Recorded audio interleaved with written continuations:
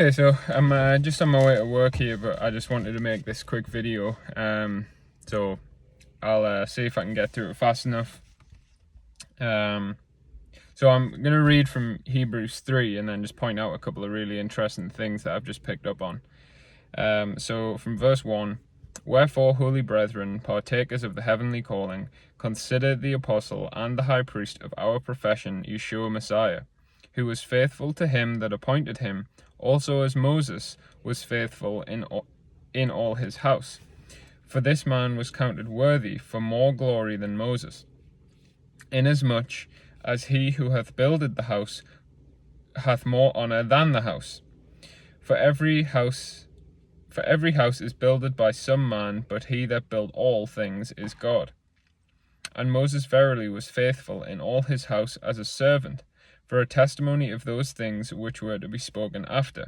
But Yeshua as a son over his own house, whose house are we, if we hold fast that confidence and rejoicing of the hope firm unto the end.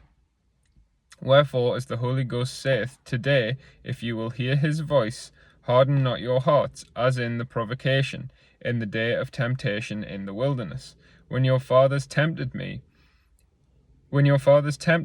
proved me, and saw my works 40 years. Wherefore I was grieved with that generation, and said, They do always error in their heart, and they have not known my ways. So I swear in my wrath, they shall not enter into my rest. Take heed, brethren, lest there be in any of you an evil heart of unbelief in departing from the living God. But exhort one another daily while it is called today, lest any of you be hardened through the deceitfulness of sin. For we are made partakers of Yeshua, if we hold the beginning of our confidence steadfast unto the end. While it is said, Today, if you will hear his voice, harden not your hearts as in the provocation. For some, when they heard, did provoke, howbeit not all came out of Egypt by Moses. But with whom was he grieved 40 years? Was it not with them that had sinned, whose carcasses fell in the wilderness? As to whom sware he that they should not enter into his rest, but to them that believed not. So we see that they could not enter in because of unbelief." Okay, so listen to what this is saying. It's telling you, like crystal clear, that the reason why Israel had to wander the desert for 40 years was because of disbelief. They didn't believe. They departed from God's ways. Okay, so when all you Christians are saying, oh, all you have to do is believe, well, none of you are actually believing, because clearly we see here that belief and obedience are the same thing, and unbelief and disobedience are the same thing. So Israel didn't believe, and that's why they couldn't enter the desert. Well, it doesn't say in the scriptures that, Israel didn't believe that God existed, they didn't believe in Jesus, so they couldn't enter into the rest. No. No. The reason why they couldn't enter in was because they committed idolatry. They committed idolatry. And that sin shows that they didn't have faith in the ways of God. Because if they truly had faith and they truly had belief in God, they would have kept his covenant that he had just given them. So, all you Christians who teach that we are no longer under the 10 Commandments, we don't have to keep the covenant, that old covenant's done away with, the Messiah nailed the 10 Commandments to the cross, now we just live in grace and faith. Well, none of you actually have faith, and none of you know what grace is, because it's not unmerited favor. It's the conviction of God on your heart to obey him. And all of you are doing despite unto that because none of you are obeying him. Now, I want to show you that the rest that it's talking about here, where is it? It says it in verse 18. It says they will not enter into his rest.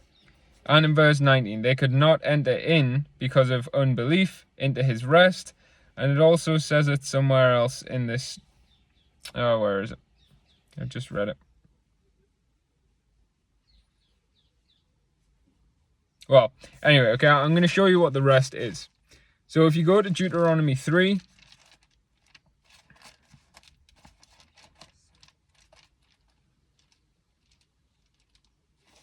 Deuteronomy 3 verse 20, until the Lord have given you rest, until the Lord has given rest unto your brethren as well as unto you, and until you possess the land which the Lord your God giveth you beyond the Jordan.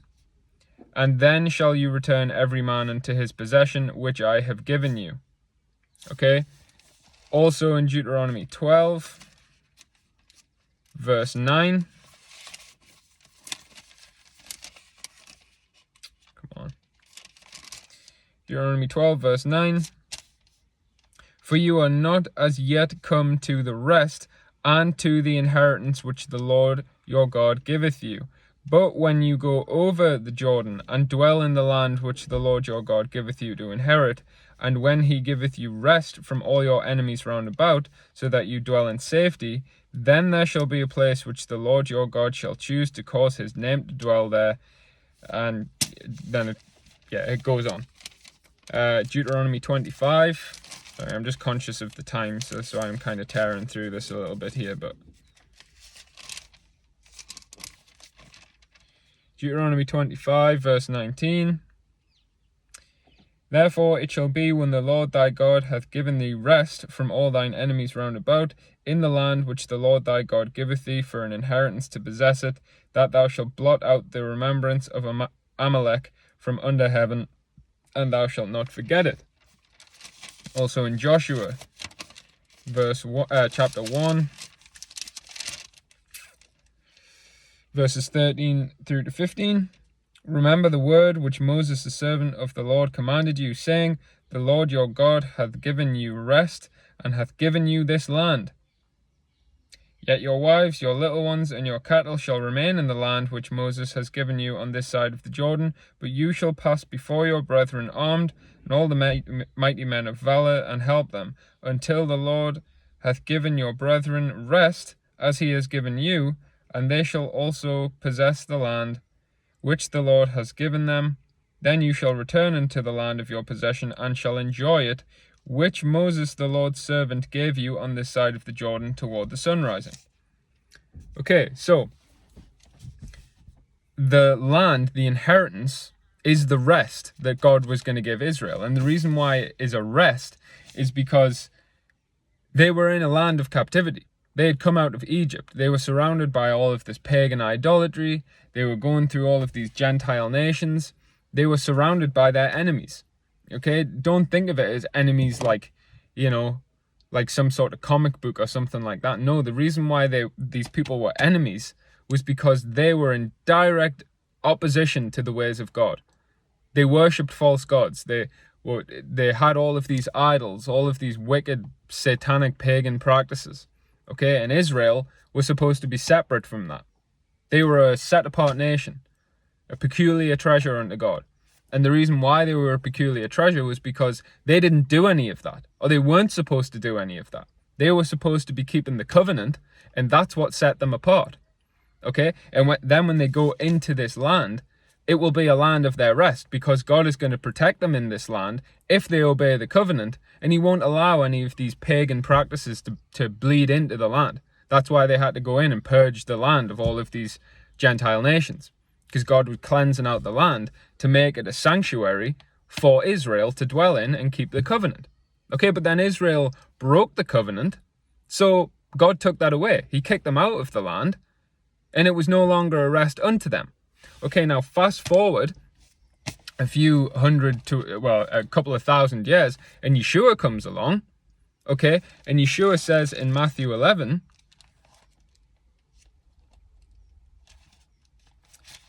let's turn to it.